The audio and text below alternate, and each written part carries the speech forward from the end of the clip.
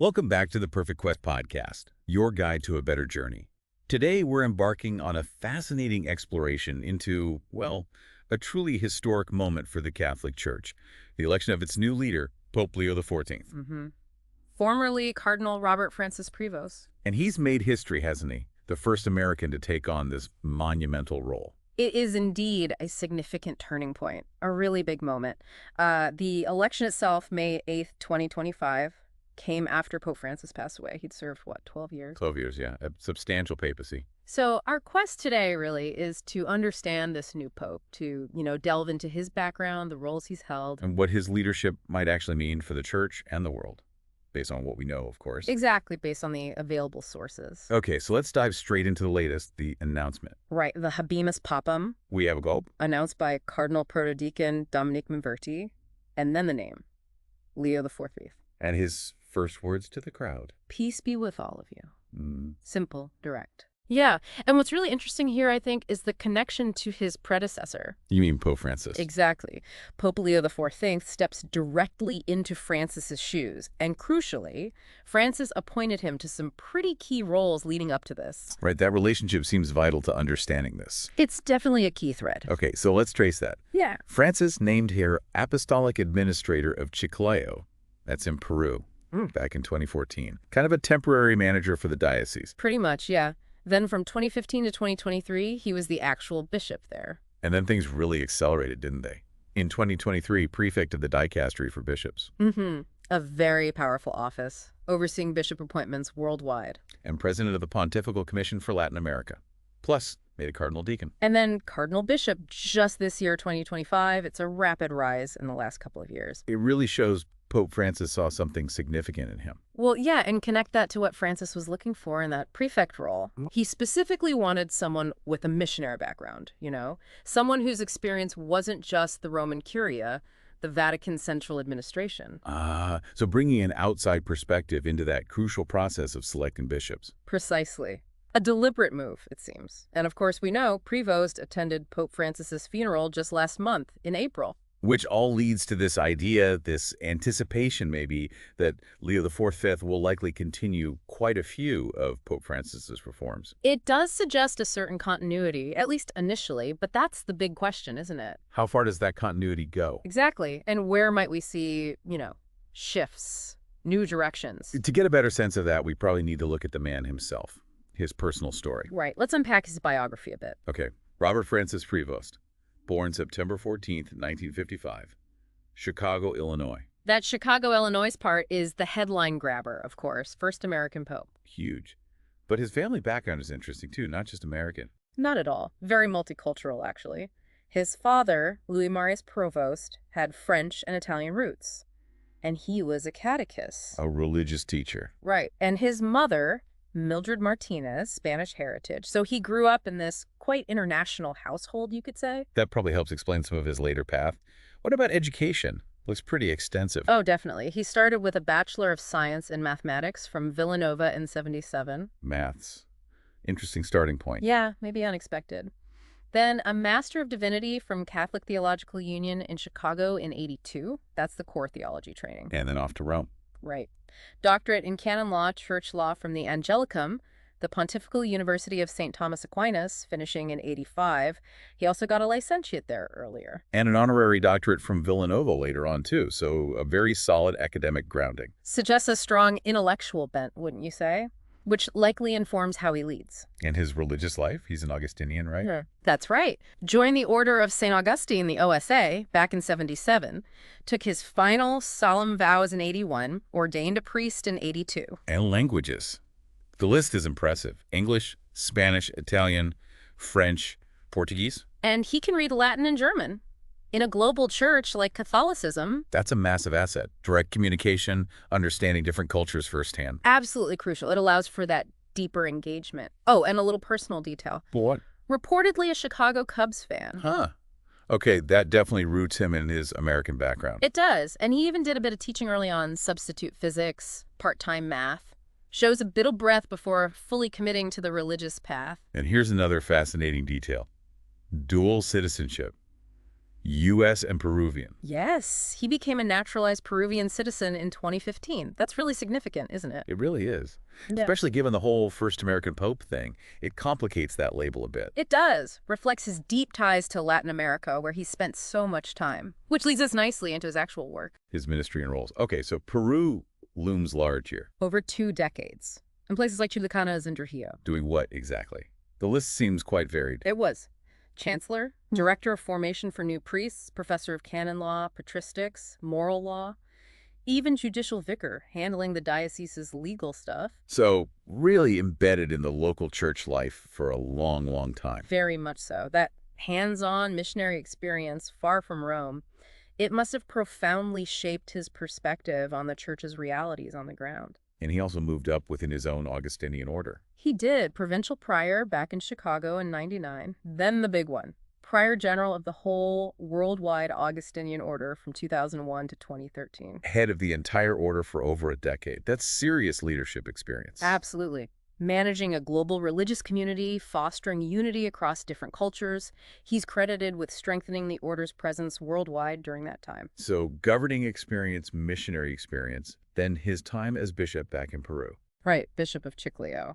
And he was involved in the Peruvian Bishops' Conference, even during some politically turbulent times there. Shows an ability to engage with wider societal issues, too. And he briefly administered the Diocese of Callao as well. He did in 2020, stepping in where needed. And then we come back to those recent high-profile Vatican roles. Prefect for bishops, president for the Commission for Latin America, starting in 2023. Roles that put him right at the center of things. Vetting bishops, liaising with Latin American leadership, hugely influential. And would have meant a lot of contact with the cardinals who eventually elected him, presumably. You'd have to assume so. And getting that cardinal's hat from Francis in September 2023 was the clear signal of his rising importance. Okay, so that's the journey. Now, the tricky part, his actual stance on things, politically, religiously. Yeah, this is where it gets nuanced. Initial descriptions paint him as cosmopolitan and shy, but appreciated across the spectrum, conservatives and progressives. So maybe a bridge builder, some see him as centrist, maybe leaning progressive. Others think potentially more conservative than Francis on some social issues. It's not clear-cut. And maybe that ambiguity helped him in the conclave, appealing to different groups. But if we look at specifics, what do the sources say? LGBTQ plus issues, for instance. Well, there are some older statements, like from 2012, where he expressed concern about Western media and what he called the homosexual lifestyle, and same-sex families being seen sympathetically, viewing them as at odds with the gospel. Okay, that sounds quite conservative. And as bishop in Chiclayo, he opposed teaching gender ideology in schools. So those earlier positions point in one direction. What? But those were some years ago. More recent public statements on these specific points, harder to find.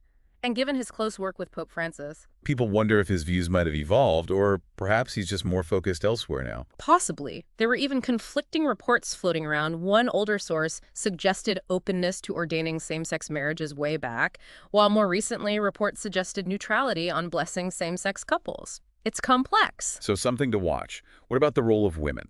He has spoken positively about women's contributions, specifically within his Dicastery for bishops, emphasizing their meaningful input in discussing bishop candidates. That sounds more aligned with recent trends under Francis. It does, a positive sign for many.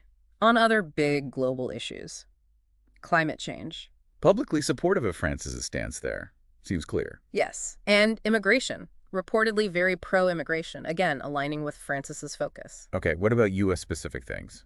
Gun control. There are reports he retweeted posts supporting gun control, so some engagement there. Now, there's also the difficult issue of clerical abuse. Yes. There were allegations about how he handled cases back in Peru, lawsuits filed late last year, which he denied. But advocates raised concerns during the conclave. They did, understandably so. It underscores that ongoing critical need for accountability. Definitely. What about internal church matters? Synodality. Supportive, apparently. That more collaborative, consultative approach Francis championed. Latin Mass. The Vatican's deal with China. Sources suggest neutrality on those, perhaps a cautious stance on such sensitive topics. And politically, any interactions? Well, reports say he criticized J.D. Vance on social media at some point, but President Trump actually celebrated his election. Shows a range of reactions, doesn't it? Okay, let's pull back and look at the bigger picture. the potential worldwide impact. Well, the first thing is just the sheer historical significance. First American Pope. It reflects the Church's growing universality, the importance of the Americas. And only the second Augustinian pope ever. Right, connecting him back to that specific spiritual and intellectual tradition. So, based on his background, what might his focus areas be? You'd guess things reflecting his experience. Mission work, maybe church governance and structure, unity, dialogue, peace. Perhaps continuing Francis's pastoral focus, but maybe with more attention to administration, given his recent job. That's a definite possibility, combining the pastoral with maybe a bit more structure. And his influence extends beyond just doctrine, right? Art, heritage. Absolutely. As Pope, he oversees the Vatican's immense artistic treasures.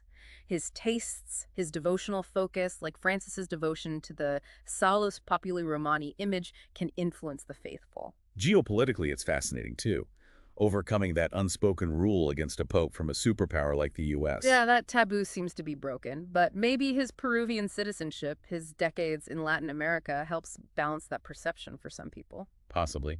Though some will speculate his American identity might give him more sway in U.S. politics. Whether he chooses to use it is another question. And the name, Leo. What about the name? It could nod towards Leo the Great, known for doctrine, and Leo XIII, famous for social teaching. Maybe hinting at a blend, theological firmness, social engagement. Interesting thought. It suggests trying to bridge different aspects of church tradition. It could. So really, as you think about all this, the question becomes, how will this unique mix, American, Augustinian, missionary, Vatican official, shape his leadership? Exactly. So, to recap quickly, we've looked at the historic election of Pope Leo XIV, the first American pope, coming after Pope Francis. We've traced his journey Chicago roots, deep education, long service in Peru, key Vatican roles. Touched on his potential stances, acknowledging where things are clear and where they're, well, less so. And considered the potential impact, historic, geopolitical, maybe even artistic. It really is a landmark moment for the Catholic Church. No doubt about it. Someone from the Americas in that role. It marks a real shift after centuries. So as you, our listener, ponder this deep dive into Pope Leo XIV, think about all those pieces. The mission work, the governance background, the potential views, that dual citizenship. What direction might these point towards for the Church? Which leads us to that final thought for you to mull over. What will the lasting legacy of Pope Leo IV Fast actually be? And how will his very particular blend of American roots and global missionary experience uniquely shape his papacy in ways we maybe can't even foresee right now? That's it for today's chapter. This was the Perfect Quest Podcast. See you on the next journey.